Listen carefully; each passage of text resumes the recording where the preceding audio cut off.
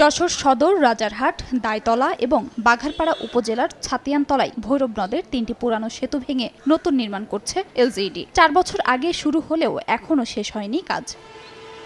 জেলার ৫টি নদীতে আরও ৫টি সেতুরও একই দশা। নির্মাণাধীন সেতুর পাশ দিয়ে বাঁশের সাঁকো তৈরি করে ঝুঁকি নিয়ে নদী পার হচ্ছেন এলাকাবাসী। প্রায়ই ঘটছে দুর্ঘটনা। ৩-৪ বছর এই কাজটা শুরু হয়েছে, কিন্তু ২-৩ দফা বন্ধ থাকার পরে আবার চালু হয়, আবার বন্ধ হয়। আমরা খুব কষ্টে আছি। ৩০-৪০ হাজার লোক এই ব্রিজ দিয়ে যাতায়াত করে। রাজারহাট থেকে আফরা পর্যন্ত ৮টা ব্রিজের কাজই অফ আছে।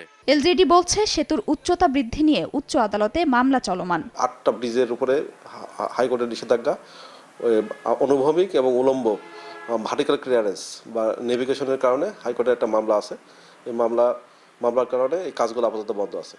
মামলা প্রত্যাহার হয়ে গেলে আমরা ইনশাল্লাহ খুব শীঘ্রই এই কাজগুলো দ্রুত শুরু করে নির্দিষ্ট সময়ের মধ্যে কাজগুলো সম্পন্ন করতে পারবো বলে আশা করছি। এলজিইডির তথ্য মতে যশোরে নির্মাণাধীন ৮টি সেতুর ব্যয় ধরা হয়েছে ৪১ কোটি ৬৬ লাখ ৩১ হাজার টাকা।